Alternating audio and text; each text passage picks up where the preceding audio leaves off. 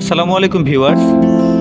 আপনারা ইঞ্জিনের exhaust line দিয়ে যে স্মোকটি বের হয় সেই স্মোকের কালার দেখে অনেক সময় কম্বাশন চেম্বারে কি হচ্ছে বা কি অবস্থা ইঞ্জিনের সেটি বুঝতে পারবেন।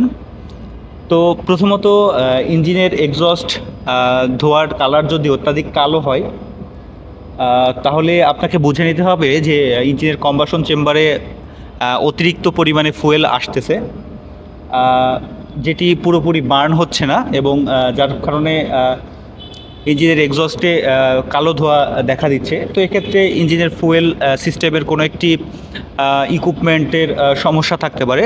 সেক্ষেত্রে ডিজেল ইঞ্জিন যদি হয় সেক্ষেত্রে বেশিরভাগ ক্ষেত্রেই ইঞ্জেক্টরজনিত সমস্যা থাকতে পারে।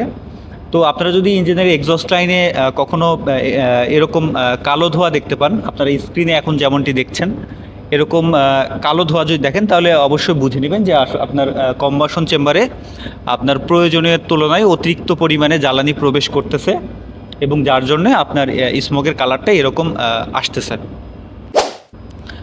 সেকেন্ড আরেকটি কালার হচ্ছে আপনার ইঞ্জিনের এক্সস্ট স্মোক দিয়ে যদি কখনো নীলাভ বর্ণের কোনো বা নীল বর্ণের কোনো ধোঁয়ার সৃষ্টি হয় তাহলে আপনি খুব স্বাভাবিকভাবেই বুঝবেন যে আপনার ইঞ্জিনের কম্বাশন চেম্বারে কোনোভাবে লুব অয়েল বা মবিল প্রবেশ করতেছে, যার কারণে ইঞ্জিনের এক্সস্ট স্মোকের কালারটা নীল বর্ণের বা নীলাভ আকৃতির হচ্ছে।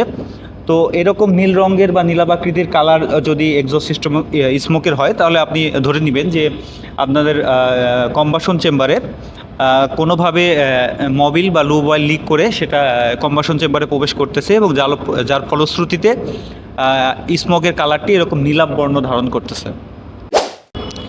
ভিউয়ার্স, এরপরে আপনারা আরেকটি কালার দেখে থাকবেন, সেটা হচ্ছে একদম সাদাটে কালার।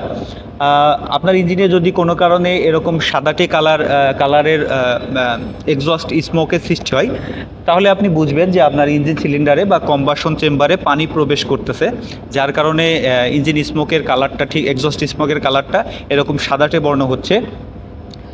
এক্ষেত্রে জ্যাকেট ওয়াটার সিস্টেম বা কুলিং ওয়াটার সিস্টেমের হয়তো কোথাও কোনো ত্রুটি থাকলে বা কোথাও কোনোভাবে ওয়াটার লিকেজ করে কম্বাশন চেম্বারে সেই পানিটি এসে পড়লে এ ধরনের সমস্যার সৃষ্টি হয়। তো আশা করছি আপনারা ইঞ্জিনের তিনটি স্মোক কালারের সিমটম দেখে কি বুঝবেন সেটি আপনারা ক্লিয়ার হয়েছেন।